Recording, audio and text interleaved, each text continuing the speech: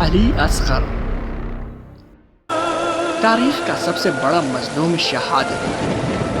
ایک 6 ماہ کا شیر خوار بچہ جو کربلا کے میدان میں بھوک اور پیاس سے تڑپ رہا تھا۔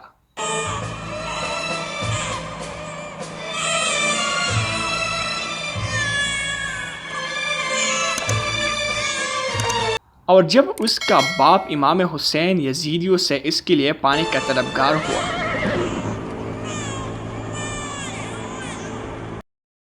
تو بدبخت یزیدیوں نے اس کا جواب تیر سے دیا اور اس کا شیرخوار بچہ اس کی گود میں شہید کیا۔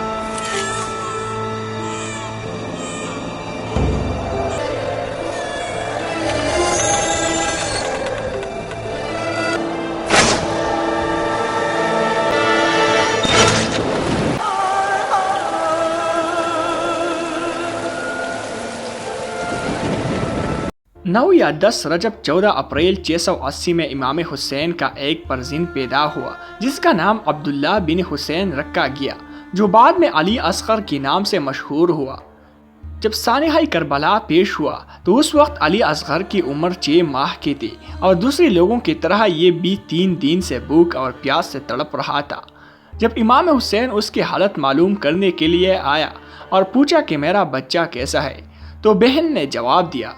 میرے بھائی یہ بچہ 3 دن سے بھوکا اور پیاسا ہے،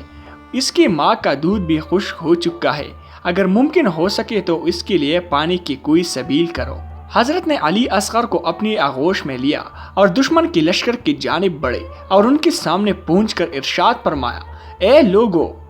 تم نے میری بھائیوں اور صحابیوں کو قتل کر ڈالا، اب میرا اس دنیا میں اس بچے کے علاوہ کوئی نہیں، یہ بچہ بغیر کسی جرم کی ماہی بھی آپ کی مانی تڑپ رہا ہے،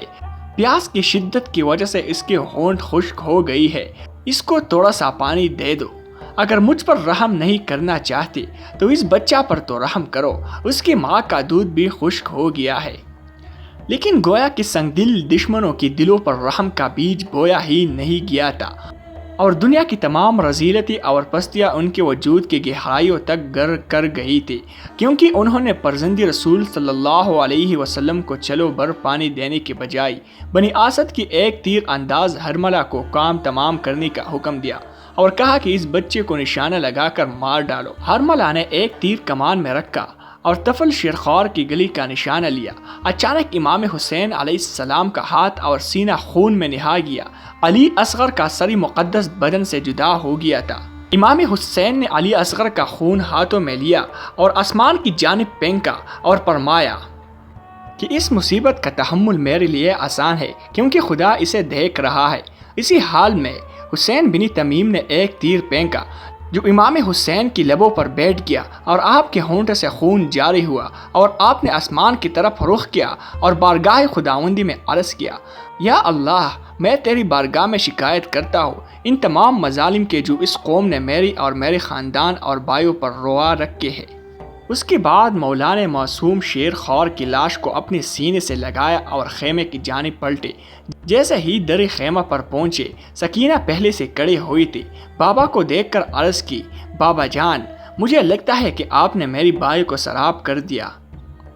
حضرت نے یہ سن کر ابا کا دامن ہٹایا اور فرمایا، میری بیٹی، یہ آپ کا بھائی علی اصغر ہے، دشمنوں نے تیر سے اس کی مہمان نوازی کی ہے اور اس کا سر بدن سے جدا ہو گیا، اور اس کے بعد اپنی تلوار کے نوک سے چھوٹی سی قبر کھودی، خون میں لت پت اصغر کو دفن کر دیا۔